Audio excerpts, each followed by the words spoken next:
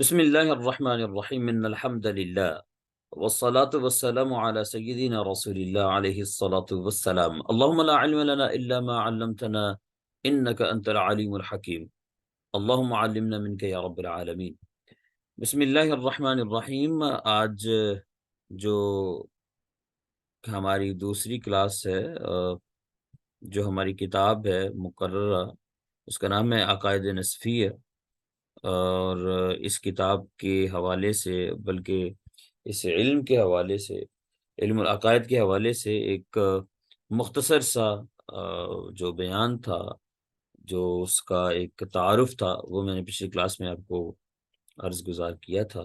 امید ہے کہ آپ اس سے متنبع ہوں گے اور آپ نے اس کو یقیناً اپنے دل و دماغ میں جگہ دی ہوگی۔ میں نے اگر یاد ہو آپ کو تو علم کلام کے حوالے سے بات کی تھی کہ علم کلام علم عقائد ہے، علم فقہ اکبر ہے، اور علم فقہ اصغر جو ہے وہ علم ہے وہ جو عبادات کا علم ہے، معاملات کا علم ہے، لیکن جو عقائد کا علم ہے وہ علم فقہ اکبر ہے، اور اس کو شریعت نے ظاہر ہے وہ عبادات سے زیادہ فوقیت دی ہے۔ آج میں چاہ رہا ہوں کہ ہم بجائے اس کے کہ اس کی چھوٹی موٹی چیزوں کی طرف جائیں، ڈائریکٹلی اس کو شروع کریں۔ میں نے آپ لوگوں کے ساتھ ایک صفحہ شیئر کیا ہے، وہ صفحہ جو ہے آپ لوگ دیکھ رہے ہوں گے، آپ کے گروپ کے اندر موجود ہے۔ ہم ڈائریکٹلی بسم اللہ پڑھ کے یہیں سے شروع کرتے ہیں۔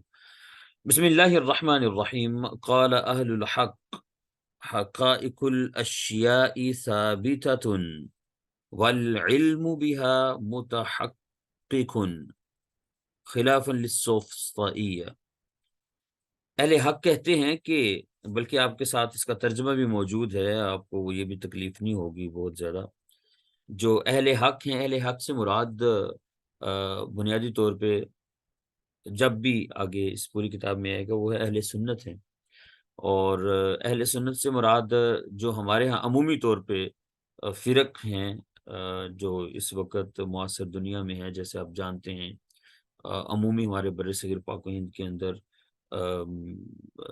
اہل حدیث ہیں جسے ہم سلفی کہتے ہیں حضرات ہمارے ہاں موجود ہیں، دیوبندی حضرات جنہیں ہم کچھ کہتے ہیں، کچھ ہمارے ہاں بریلوی جسے ہم اہل سنت بھی کہتے ہیں، اور اسی طریقے سے شیعہ، یہ ہمارے ہاں معروف ہیں۔ یہ جو ہمارے بر صغیر پاک و ہند کے اندر جو فرق پائے جاتے ہیں عمومی طور پہ، اس سے مراد یہ نہیں ہے کہ یہ اہل سنت سے مراد وہ اہل سنت سے مراد بنیادی طور پہ اہل سنت اور اہل بدعت کہہ لیجئے، دو ہی فرق ہیں، یا اہل حق کہہ لیجئے۔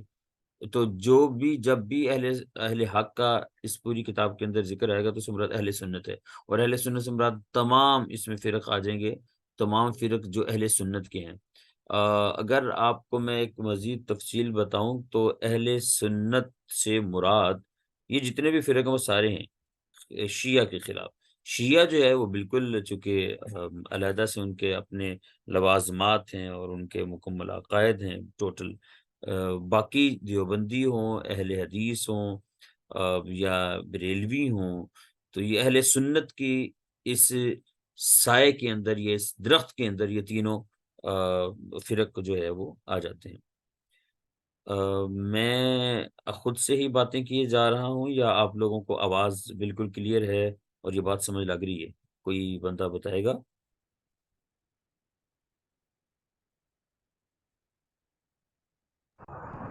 جی سر، یس الحمدللہ انکل سر آ واضح رہی ہے ہے۔ آواز کلیئر ہے انشاءاللہ۔ بہت شکریہ، جزاک اللہ خیر۔ اور اس تکلیف کے لیے کہ آپ کو بولنا پڑا، میں آپ کا بہت زیادہ شکر گزار ہوں کہ آپ کو تکلیف تھی۔ اللہ تعالیٰ آپ کو جزائے خیر دے۔ جی، میں گزارش کر رہا تھا کہ ہمارے پاس جو ہے وہ اہل حق سے مراد اہل سنت ہے۔ اہل سنت فرماتے ہیں، اہل حق جو علماء ہیں وہ فرماتے ہیں کہ حقائق الاشیاء ثابتۃ، جو اشیاء کی حقیقتیں ہیں یہ ثابت ہیں۔ ویسے تو ایک ایک چیز جو ہے وہ اس میں مشگافی ہیں علمی، جو ہم لوگ وہ چیزوں کی ایک ایک کی تعریف اگر کرتے رہیں، ایک ایک لفظ کی کھال اتارتے رہیں، اس کی ڈیپتھ میں جائیں. جیسے مثلاً اشیاء، حقائق، حق کی جمع ہے، حقیقت کیا ہوتی ہے، حق کیا ہے، اور پھر وہ اشیاء، شے کیا چیز ہے، ثابت کیا چیز ہے، اور غیر ثابت کیا چیز ہے، وغیرہ وغیرہ. اس کی ڈیپتھ میں جس قدر میں اور آپ جائیں گے تو وہ اس قدر یہ بہت بات لمبی ہوتی چلی جائے گی.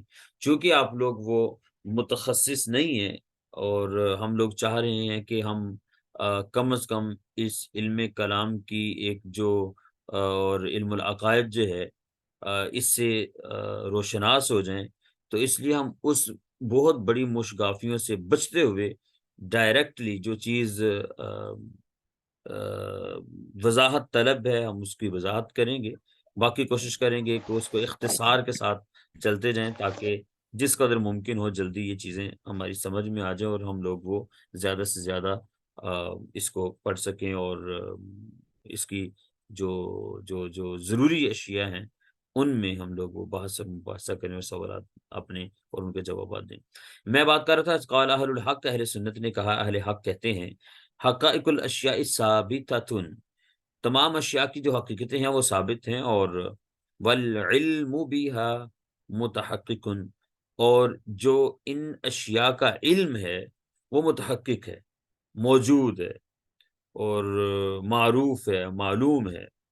خلاف للسوفسطائیہ، سوفسطائیہ کے خلاف. اچھا، اہل سنت ایک ہو گئے، ان کے مقابلے میں ایک سوفسطائیہ، ایک فرقہ ہے، سمجھ لیجئے. سوفسطائیہ یہ اگر آپ لوگ جانتے ہوں، جنہوں نے اگر منطق پڑھی ہو، لیکن اگر نہیں بھی منطق پڑھی تو چلیں میں ہی آپ کو بتا دیتا ہوں. یہ میں آپ سے گزارش کروں گا کہ اگر آپ لوگوں کے پاس کاپی پینسل ہے تو اس کو لکھ لیجئے، اور اس کے بارے میں لازمی نالج لیجئے کہ سوفسطائیہ کون ہے، اور سوفسطائیہ جو ہیں عقائد جو ہیں وہ کیا ہیں. سوفسطائیہ جو ہیں وہ کون ہیں، اور سوفسطائیہ کے عقائد کیا ہیں، اگر آپ لوگ وہ سرچ کر سکیں تو یہ آپ کے لیے بڑا اچھا ہو جائے گا. میں اجمالاً آپ کو بتاؤں کہ سوفسطائیہ یہ وہ فرقہ ہے جو کہ ایک 5ویں صدی کے اندر یہ پیدا ہوتا ہے. اور یہ سوفسطائیہ جو ہے ان کا بنیادی طور پہ جو جو چیزیں ان کے عقائد تھے وہ یہ تھے کہ وہ ہر چیز کے اندر شک کو پیدا کر دینا. شک کا منہج، یہ ہے کہ نہیں ہے، میرا اپنا وجود ثابت ہے کہ نہیں ہے، یہ بات جو ہے وہ حقیقت ہے بھی کہ نہیں ہے. یعنی ہر چیز کے اندر، ہر عقیدے کے اندر وہ شک کو پیدا کر دینا، یہ سوفسطائیہ کا منہج تھا.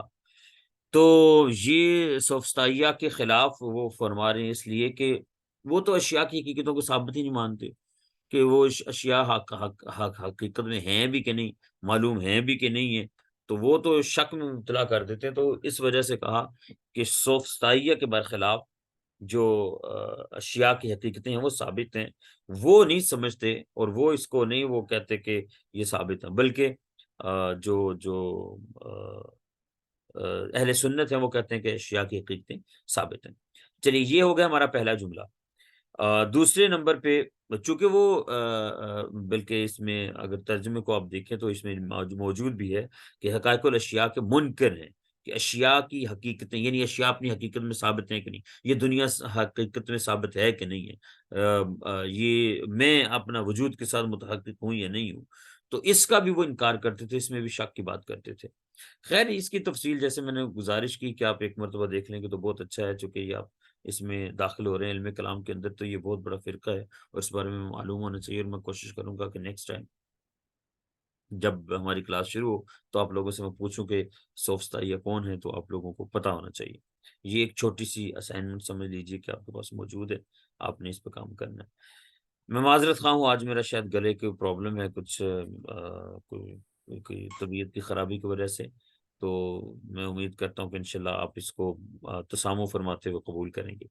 اب اسباب العلم للخلق ثلاثۃ، جو علم کے اسباب ہیں وہ 3 ہیں. یہ یہاں سے یوں سمجھ لیجیے کہ اصل حقائق ہمارے شروع ہوتے ہیں. علم کے اسباب کون کون سے ہیں؟ مخلوق کے لیے، اللہ رب ذوالجلال کے لیے نہیں، خالق کے لیے نہیں، للمخلوق، للخلق سلاستن، جو اسباب علم ہیں، نالج کے وے آف نالج ہے، یا جسے ہم کہتے ہیں کہ اسباب علم ہیں، وہ تین ہیں۔ وہ کون کون سے ہیں؟ سب سے پہلے الحواس السلیمہ، حواس سلیمہ، حواس سلیمہ۔ نمبر دو، الخبر الصادق، خبر صادق، والعقل، اور عقل۔ تھوڑی سی تشریح کر لیتے ہیں۔ اچھا، حواس سلیمہ سے کیا مراد ہے؟ حواس سلیمہ سے مراد جو ہمارے حاسے ہیں، حواس خمسہ جسے ہم کہتے ہیں، اور ویسے اس کے آگے تشریح بھی موجود ہے، چلیں آگے چلتے ہیں۔ تو حواس خمسہ، اس سے مراد ہیں ہمارے دیکھنے، سننے اور چھونے اور سونگھنے کی جو قدرت ہے، یا جو حس ہے، اس کو حواس خمسہ کہتے ہیں۔ ہمارے سامنے ابھی اگلے جملے میں آ رہا ہے والخبر الصادق، اس کی بھی خیر آگے پھر تشریح آئے گی، اور والعقل، اور عقل سلیم۔ یہ تین چیزیں ہیں جو علم کا سبب ہیں، نالج جو آتا ہے ان تین چیزوں سے آتا ہے۔ یہ بات کر رہے ہیں صاحب کتاب کے جو اسباب علم ہیں وہ تین ہیں، حواس سلیمہ، خبر صادق، اور عقل۔ چلیے جی، فالحواس خمس، جو حواس ہیں وہ پانچ ہیں: السمع، سننا، والبصر، دیکھنا، والشم، اور سونگنا، واللمس، اور پکڑنا، چھونا۔ یعنی یہ وہ طاقتیں ہیں پانچ جو اللہ رب ذوالجلال نے عمومی ہر انسان کو عطا فرمائی۔ تو وَبِكُلِّ حَاسَةٍ مِّنْهَا يُوقَفُ عَلَى مَا وُضِعَتْ هِيَ لَهُ، اور یہ جو جس کے لیے ہر، اور یہ جس چیز کے لیے وضع کی گئی ہے، وہ حادثہ، یعنی وہ حواس کی وہ شے جو پانچوں میں سے، یہ اس کے لیے اس کی معرفت بھی خاص کی گئی ہے۔ مطلب یہ کہ مثلا حادثہ ہے ہمارا آنکھ، تو آنکھ کا کام ہے دیکھنا، تو دیکھنے کی معرفت اس کے لیے خاص ہے۔ حادثہ ہے ہمارا چھونا، تو چھونے کی طاقت جو ہے ہمارے لیے وہ اس کے اندر خاص کی گئی ہے۔ اسی طریقے سے سننا ہے اور چکھنا، یہ والا۔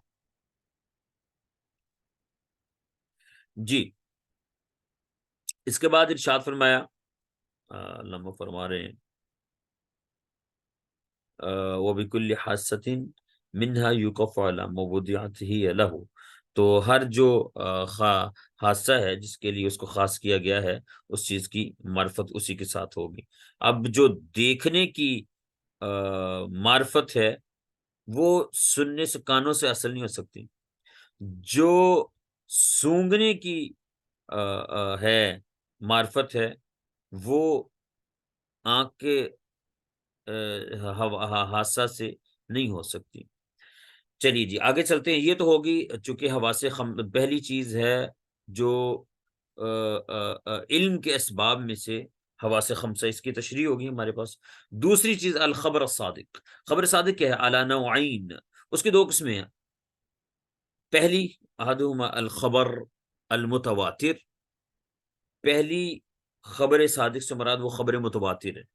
خبر متواتر کیا ہے؟ اب اگر وہ اصول حدیث آپ میں سے کسی نے پڑھا ہے تو خبر متواتر وہ ہوتی ہے جس کے میں ہر دور کے اندر وہ اصحاب جو کسی بھی چیز کو روایت کر رہے ہیں، ان کا جھوٹ پہ متفق ہونا محال ہو۔ ان کی تعداد کم از کم عمومی طور پہ 10 کے قریب ہوتی ہے۔ مثلا دیکھیں،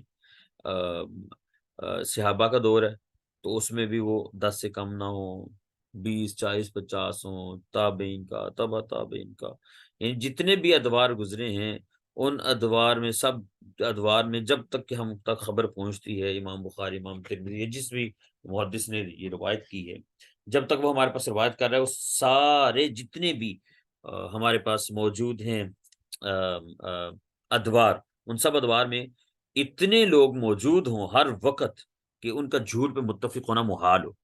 یہ میرے سامنے کتاب ہے، والخبر الصادق علی عنوان احدهما الخبر المتواتر والخبر الثابت على ألسنة قوم لا يتصور تباطؤهم على الكذب کذب، جھوٹ پہ اس قوم کا متفق ہونا محال ہو. مطلب ایک بندہ جھوٹ بول سکتا ہے، دو بول سکتے ہیں، تین، لیکن اتنے زیادہ بندے تو جھوٹ نہیں بول سکتے نا، اور ہر پھر دور کے اندر.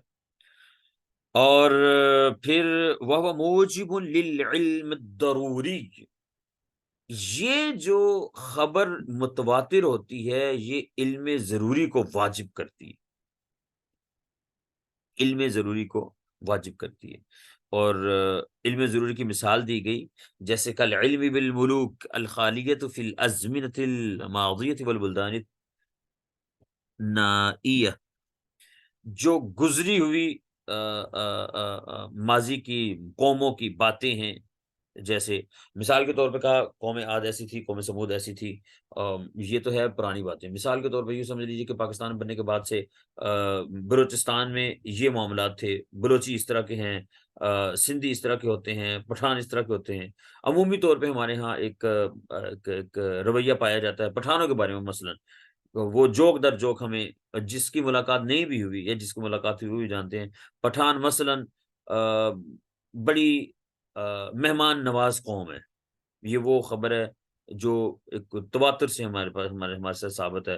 ہر بندہ جو ہے وہ ہر دور میں وہ ہمارے باپ دادا بھی یہ کہتے رہے، ہم میں بھی یہ کہہ رہے ہیں، اور ان کے باپ دادا بھی یہ کہتے تھے کہ بھئی جو پٹھان قوم ہے بڑی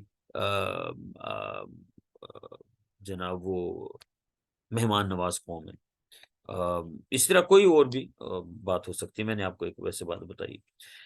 اسی طریقے سے میں آپ کو بتا رہا تھا کہ جو علم ضروری وہ ہوتا ہے جو جس کے لیے کوئی بھاگ دوڑ نہ کرنی پڑے، وہ مطلب وہ خود بخود وہ علم حاصل ہو جائے. وہ آپ آگے جا کر اس کی انشاءاللہ ہم لوگ میرے خیال اقسام بھی پڑھیں گے. شاید پہلے جلدی نہ ہو جائے، وہ بعد میں پڑھیں گے. تو جی ہم نے ابھی تک اسباب علم 3 ہیں. ایک حواس خمسہ، نمبر 2 خبر صادق. اور وہ خبر صادق کے اندر وہ ہم نے پڑھا ہے کہ اس کی 2 قسمیں ہیں. خبر متواتر، یہ وہ خبر ہے جو کہ متواتر طریقے سے ثابت ہوتی ہے، جس کا جھوٹ پہ متفق ہونا محال ہوتا ہے. اور اس کے بعد پھر دوسری والنوع الثانی خبر الرسول المؤید بالمعجزہ، دوسری وہ خبر ہے. خبر صادق سے مراد ایک تو ہوگی متواتر، دوسری وہ خبر جو متواتر نہ بھی ہو لیکن خبر جو نبی نے دے دی ہو، جو رسول نے دے دی ہو، اور وہ معجزہ کے ساتھ اس کی تائید ہو رہی ہو. تو یہ بھی اس استدلالی علم کو واجب کر دیتی ہے. اور فرمایا کہ وہ علم وہ جو علم خبر رسول سے حاصل ہوتا ہے یہ تیقن اور ثبات میں علم ضروری کے مشابہ ہے. ان دونوں میں کوئی فرق نہیں ہوگا، یعنی یہ وہ خبر متواتر اور خبر رسول دونوں کا ایک ہی مقام ہے، دونوں پہ یقین واجب آتا ہے، اور دونوں جو ہیں علم ضروری کو واجب کرتی ہیں، اور علم ضروری ان سے حاصل ہوتا ہے. میں امید کرتا ہوں کہ یہ دونوں چیزیں بڑی آسانی سے آپ سمجھ گئے ہوں گے. علم ضروری علم سوری یہ جو دوسری چیز تھی خبر صادق جو ہے جسے ہم کہہ رہے ہیں، جو نالج کے ذرائع ہیں، علم کے ذرائع ہیں، ان میں سے وہ جو ہے ایک تو حواس خمسہ اور دوسری خبر صادق ہے. اور خبر صادق کی پھر ہم نے 2 قسمیں بنائی ہیں. خبر صادق پہلی جو خبر متواتر ہے، اور خبر صادق نمبر 2 جو نبی اپنی کو خبر دے اور اس کی تائید معجزے سے بھی ہو رہی ہو. اوکے جی، اس کے بعد اگلی جو چیز ہے، تیسری چیز جو ذریعہ علم ہے، بندے کو علم جیسے ملتا ہے اس کے تیسرا ذریعہ خاص وہ عقل ہے. وَأَمَّا الْعَقْلُ فَهُوَ سَبَبٌ لِلْعِلْمِ أَيْضًا، تو فرماتے ہیں کہ عقل جو ہے یہ بھی علم کے لیے ایک سبب ہے. اچھا، اور وَمَا ثَبَتَ مِنْهُ بِالْبَدِيهَةِ فَهُوَ ضَرُورِيٌّ كَالْعِلْمِ بِأَنَّ كُلَّ شَيْءٍ عَادٌ مِنْ جُزْئِهِ. علامہ صاحب فرماتے ہیں کہ جو عقل ہے یہ علم کا ایک سبب ہے، اور اس سے حاصل ہونے والا علم وہ علم ضروری ہوتا ہے۔ علم ضروری جیسے میں نے کہا کہ جس کے لیے کوئی توجہ کی ضرورت نہ پڑے، وہ بڑا نارمل سا ہر ایک کے سمجھ میں آ جاتا ہو۔ جیسے اس کی مثال یہاں پہ لکھی ہوئی ہے انہوں نے کہ بِأَنَّ كُلَّ شَيْءٍ أَعْظَمُ مِنْ جُزْئِهِ، کہ جو بھی کل ہوتا ہے وہ جز سے بڑا ہوتا ہے۔ ظاہر ہے مثال کے طور پر میں انسان ہوں، میں کل ہوں، اور یہ میرے اجزاء ہیں، جیسے میرا ہاتھ ہے، میرا پاؤں ہے، میرا سر ہے، تو میں کل جو ہوتا ہے وہ جز سے بڑا ہوتا ہے۔ یہ ضروری چیز ہے یا بدیہی چیز ہے جس کے لیے کوئی توقع کی ضرورت نہیں پڑتی ہے۔ تو عقل جو ہے یہ سبب علم ہے، اور جو اس سے ثابت ہوتا ہے بدیہی طور پہ، تو وہ ضروری بدیہی سے مطلب یہ ہے کہ جس کے لیے آپ کو توقع نہیں کرنی پڑتی، کو سوچنا سمجھنا اور تفکر تدبر نہیں کرنا پڑتا۔ تو یہ فرمایا کہ یہ علم جو ہے یہ وہ اس کی مثال ہے کہ کسی بھی کل کا علم جز سے، کہ کل جو ہے وہ بڑا ہے اور جز جو ہے وہ چھوٹا ہوتا ہے۔ اوکے جی، آگے جو چیز ہے، آگے ہمارے پاس ایک قانون وہ ہے وما ثبت بالاستدلال فهو اکتسابی۔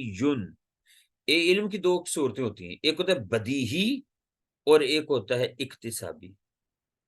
ایک تو ہو گیا بدیہی جو خود بخود حاصل ہو گیا جب، اور بڑا جس کہتے ہیں انڈرسٹوڈ ہے، مفہوم ہے، اور دوسرے نمبر پہ وہ علم جو باقاعدہ حاصل کرنا پڑتا ہے، استدلال کے ذریعے حاصل ہوتا ہے۔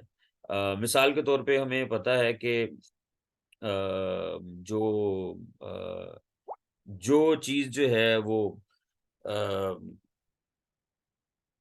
عقل کو زائل کرتی ہے وہ حرام ہے۔ تو جناب شراب جو ہے وہ عقل کو زائل کرتی ہے، تو شراب حرام ہے۔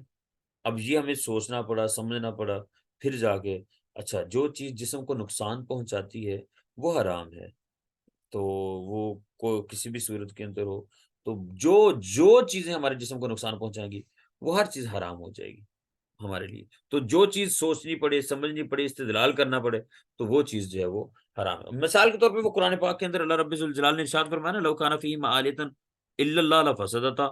بھئی اللہ ایک ہے، اللہ ایک کیوں ہے؟ اللہ دو کیوں نہیں ہے؟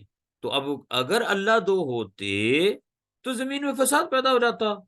کتنی آسان دلیل دی ہے نا۔ تو یہ علم اکتسابی ہے، استدلالی ہے، کہ ہم نے استدلال کیا، ایک کی پہ چیز دوسری رکھی، دوسری پہ تیسری، اور پھر بعد میں سمجھ لگی۔ اوکے جی، ہم آگے اگر چلیں تو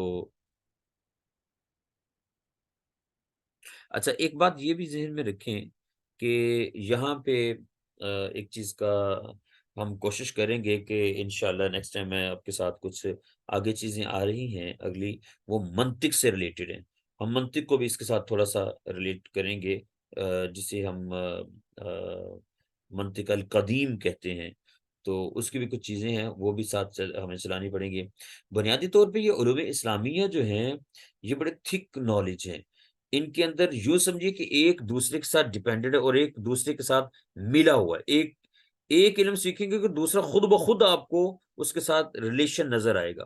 آپ فقہ نہیں پڑھ سکتے جب تک آپ اصول فقہ کو بھی نہ جانتے ہو، آپ کلام نہیں پڑھ سکتے جب تک آپ منطق اور فلسفہ کے بھی ماہر نہ ہو، اس وقت تک آپ کو وہ منطق اور فلسفہ کے بغیر یہ علم کلام بھی سمجھ نہیں لگے گا۔ اسی طریقے سے علم کلام، علم اصول فقہ جو ہے اس کے بغیر بھی یہ سمجھ نہیں لگتی ہے۔ تو کچھ علوم ایسے ہیں جو کہ ضروری ہیں ان علوم کی تکمیل کے لیے، تو وہ ساتھ ساتھ چلتی رہیں گی۔ کچھ ایسی ٹرمز ہیں ہمارے پاس جن کا پڑھے بغیر ممکن نہیں ہے سمجھنا، تو ہم انشاءاللہ کوشش کریں گے کہ کچھ ایسی چیزیں ہیں جیسے بدیہی ہے، ضروری ہے، آگے اجزاء ہیں، جز ہے، آگے لفظ محدث ہے، آیان ہے، عرض ہے، مرکب ہے، بسیط ہے، جوہر ہے، بہت ساری ایسی چیزیں ہیں جو کہ ٹرمز ہیں۔ ان ٹرمز کے معنی مجھے اور آپ کو معلوم ہونی چاہیے، تو اس کے لیے انشاءاللہ میں منطق کی کچھ جو چیزیں ہیں ابتدائی، وہ بھی ہم انشاءاللہ کوشش کریں گے جس قدر میں بسیط اور آسان انداز سے آپ کو سمجھا پاؤں، تو انشاءاللہ ہم کوشش کریں گے سمجھیں گے۔ میرا خیال کہتا ہے ہمیں یہاں پہ کرنا چاہیے سٹاپ۔ اب میں آپ سے گزارش کروں گا کہ یہاں تک جو ہم نے پڑھا ہے میں اس کو جلدی سے اگر ایک اختصار کے ساتھ اس کو وائنڈ اپ کروں، تو ہم نے ابھی تک جو پڑھا ہے وہ یہ کہ اسباب علم جو ہیں مخلوق کے لیے وہ تین ہیں: حواس سلیمہ اور خبر صادق اور عقل. تو حواس سلیمہ سے مراد پانچوں حواس ہیں، اور خبر صادق سے مراد خبر جو متواتر بھی ہے اور خبر نبی بھی ہے، اور عقل سے مراد عقل سلیمہ ہے. اور یہاں تک ہم نے یس یہاں تک یہ آج کی ہماری ساری کی ساری سبق کا لب لباب تھا. یہاں پہ کسی بھی دوست کے پاس کوئی سوال ہے تو مجھے بتائیے. کسی کے پاس کوئی سوال ہے تو بتائیے. جو چیز سمجھ نہیں آئی ہے یہاں تک وہ بتا دیجیے، تاکہ ہم پھر وہ اس سے آگے چلتے ہیں انشاءاللہ. جی ہے کسی کے ذہن میں کوئی سوال؟ سر میرا جی سر. جی سر میرا سوال یہ ہے کہ آپ نے بتایا ہے کہ تین ہے، ایک حواس ہے، دوسرا خبر صادق ہے، اور تیسرا خبر سلیمہ ہے. نہیں، خبر سلیمہ نہیں، تو عقل. مطلب حواس نہیں، آپ تین تین عقل سلیمہ، عقل سلیم، عقل سلیم کہہ دیں. خبر صادق عقل سلیم ہے. حواس میں تو آگے یہ 5 حصے جو سونگنے کی ہیں، اور سونگنے کی صادق نہیں میں ہے. صرف جسٹ ہم گلشن یہی بتا زہرا، سکتے ہیں گلشن زہرا کیا ہو گیا ہے؟ سونگنے کی سر سننا اور یہ 5 آپ نے بتائی ہیں نا، اللہ تمہارا بھلا لمس، کرے. شمس، سونگنا اور سننا. بالکل ایسا ہے. جی تو وہ خبر صادق میں یہی ہم نے صرف بتانا ہے کہ جو متواتر خبریں ہمارے پاس آتی ہیں ہر دور میں، جس میں جھوٹ محال ہو، جس کے اوپر زیادہ وہ گواہیاں دی جائیں، مطلب کہ خبر صادق میں صرف یہی ہے کہ صرف سچی خبر ہے، اس میں جھوٹ کا بالکل عمل دخل نہ ہو. ہاں، اور وہ کہ اس کے لیے جو خبر متواتر ہے نا، خبر متواتر کی اگر آپ شرائط پڑھیں، اگر آپ میں دیکھیے اب جس چیز کا میں نے نہیں ذکر کیا تھا، اصول حدیث آپ کے سامنے آ گیا. یعنی آپ پڑھ رہے ہیں علم کلام اور اس میں اصول حدیث بھی آگے کہ خبر متواتر ہوتی کون سی ہے. تو خبر متواتر آپ میں سے اگر کسی نے بھی حدیث کا علم پڑھا ہے، اصول حدیث، تو اس میں آپ کو پتا ہوگا کہ وہ ہوتی ہے کہ جس میں ہر دور کے اندر اتنے راوی کم از کم موجود ہو جن کا جھوٹ پہ متفق ہونا محال ہو. جی جی گلشن زہرا، آپ نے جو سوال کیا ہے کوئی جواب ہو گیا اس کا خود ہی سے ہی، یا کوئی تفصیل کی ضرورت ہے؟ میں آپ کا سوال نہیں سمجھ پایا. نہیں سر، میں نے صرف یہی پوچھنا تھا کہ جو آپ نے سمجھایا ہے اس کے مطابق ہم یہی تھوڑا تھوڑا کر دیں. اگر آپ کا مطلب پیپر میں کویسچن آتا ہے تو ہم یہی سارا کچھ بتا دیں تو وہ ٹھیک ہو جائے گا. جی جی بالکل بالکل بالکل. میں نے آپ کو ہم نے تفصیلاً چیزیں پڑھ لی ہیں، اور اختصار میں نے آپ کو بتا دیا اس کا کہ یہ 3 چیزیں ہیں، اور مختصر اگر ہم بتائیں گے تو یہ اختصار کے ساتھ اس کا لب لباب بتا دیا آپ کو. یا جی جی سر، دوسرا میرا یہ تھا کہ علم بدیع ایسے علم ہوتا ہے جو کوشش کے بغیر حاصل ہو، خود بخود حاصل ہو جائے. خود بخود حاصل ہے، بالکل ٹھیک ہے. جیسے مثلا باپ جو ہے وہ پہلے ہوتا ہے، بیٹا بعد میں ہوتا ہے مثلا. اب یہ وہ بدیہی ہے جی جس کے لیے سوچنے سمجھنے جی کی ضروری نہیں ہے. اور علم استدلال آپ نے یہی بتایا جو چیز کوشش اور محنت کے ساتھ ہمیں حاصل ہو، جیسے کہ حرام اور حلال میں فرق ہوتا ہے. ویری شراب گڈ، کی اپنے اگزامپل ویری دیا. گڈ، ہاں very good, very good, very good. شاباش، آپ کے لیے بالکل ٹھیک پہنچی جی ہیں. ساتھ، اور اپنے منطق اور فلسفے کے بارے میں ابھی آپ نے آگے سے بتایا نہیں ہے کہ ہم نے کیا کرنا ہے، وہ نیکسٹ لیسن پہ آپ نے چھوڑا ہے، ایسے جی ہی ہے. وہ اس میں جیسے ابھی یہ حدیث کی ایک متواتر جو ہے نا، جیسے میں نے گزارش کی آپ سے، متواتر حدیث کی ایک ٹرم آئی ہے، اسی طریقے سے آگے کچھ ٹرمز ہیں تو وہ مشکل ہیں تھوڑی سی. تو اس لیے میں نے سوچا ہے کہ انشاءاللہ ہم اگلے جب وہ لیکچر سٹارٹ کریں گے تو اس کے اندر پھر میں پہلے آپ کو یہ ٹرمز بتا دوں گا، پھر ہم آگے پڑھیں گے تو وہ آپ کے لیے آسانی ہو جائے گی کہ میں جب بول رہا ہوں گا کہ یہ جواہر ہیں یا اعیان ہیں، یہ فلاں ہے، یہ فلاں، جب میں ٹرمز بولوں گا تو آپ کو پتا ہوگا کہ یہ ٹرمز سے میں کیا مراد لے رہا ہوں. جی جی ٹھیک ہوگا. اوکے. یہ کسی نے کچھ پوچھا تھا میرے خیال میں یہاں پہ، کوئی چیٹ کے اندر کسی نے پوچھا. جی سر، خبر صادق کی 2 پارٹ کون سے تھے بتائیں. خبر صادق کے 2 پارٹ ہیں. خبر صادق کے ایک تو ہوتی ہے خبر متواتر، اور دوسرے نمبر پہ ایسی خبر جو نبی نے دی ہو اور اس کی تائید معجزے سے بھی ہو رہی ہو. جو جب نبی نے بتا دیا تو وہ بھی خبر صادق ہے. نبی کا قول جو ہوتا ہے وہ بھی ڈائریکٹ خبر صادق ہوتا ہے، اور اس پہ بھی وہ ہم لوگ وہ اس کو بغیر کسی لے تو لال کے مانیں گے کہ یہ بالکل آپ نے ٹھیک کہا. چونکہ خبر جو نبی کا قول ہوتا ہے وہ ڈائریکٹلی اللہ رب الجلال سے لے رہا ہوتا ہے، تو اس لیے پھر وہ یقیناً سچ ہوتا ہے. تو اہل حق کا یعنی اہل سنت کا قول یہی ہے کہ وہ خبر صادق جو ہے نبی کے قول کو مانتے ہیں اور کہتے ہیں کہ یہ ہم اس پہ ایمان ہے، بلیو ہے، یہ بالکل خبر صادق. جی یہ ہے، اور تو کوئی سوال نہیں ہے. آئی تھنک یس ہو گیا جی سر، ہو گیا. اوکے جی.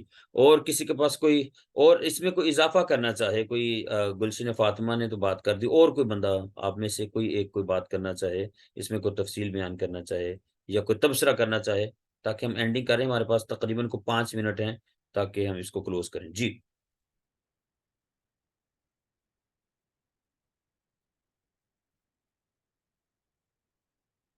کوئی تبصرہ کرنا چاہے؟ سر آپ السلام پلیز علیکم. Carry on. وعلیکم السلام. پہلے ہم لوگ محمد رمضان کی بات سن لیتے ہیں، پھر مہوش نذیر کی بات سن لیتے ہیں. جی رمضان. سر یہ جو ولی کی بات ہوگی تو اس کے لحاظ سے وہ کس کیٹیگری میں آئے گی؟ اللہ آپ کا بھلا کرے، یہ کل پڑھیں گے انشاءاللہ جو اچھا ولی سر، کی بات تھینک یو سر. ہے. لیکن ٹھیک ویسے اجمالی طور پہ میں آپ کو بتاؤں کہ یہ تصوف کی بات آ جائے گی. اب علم تصوف بھی اس میں آ گیا، جو علوم قرآن بھی اس میں آ گئے. دیکھیے الہام اور اس سے پہلے وحی، یہ دونوں چیزیں، اس کا تعلق علوم قرآن سے ہے. آپ لوگ چونکہ سارے ماشاءاللہ علوم اسلامیہ سے کسی نہ کسی انداز سے وابستہ ہیں. تو اب دیکھیے ہم پڑھ علم کلام رہے ہیں، علم العقائد رہے ہیں، لیکن اس کے ساتھ اب علوم قرآن کی ٹرمز بھی یہاں پہ آ رہی ہیں.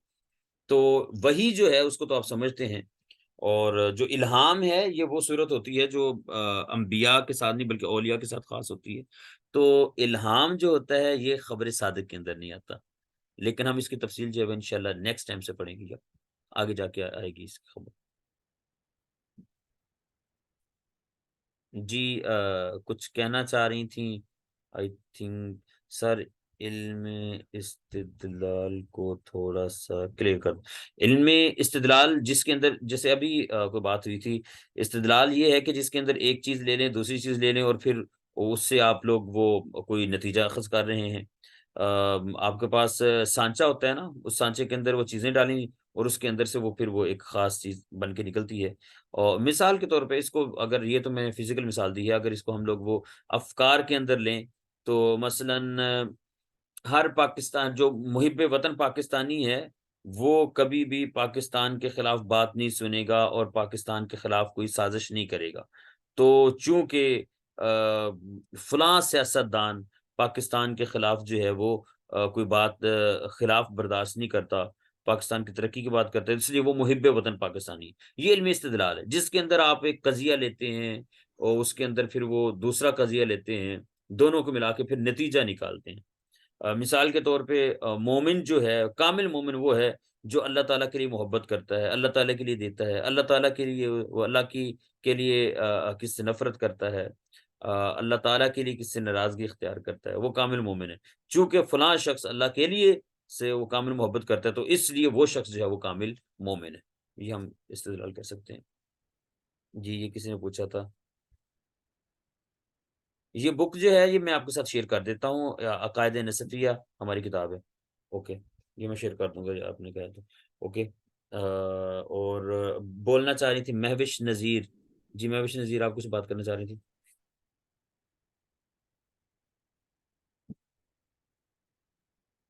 ہیں یا چلی گئیں؟ جی رمضان آپ کچھ کہنا چاہ رہے ہیں؟ جی سر یہ جو علم تعبیر ہے تو وہ کس کیٹیگری میں آئے گا؟ علم تعبیر اس میں نہیں آتا. تعبیر الرؤیا جو ہے جی اس کا تعلق اس کے ساتھ نہیں ہے. ٹھیک ہے سر.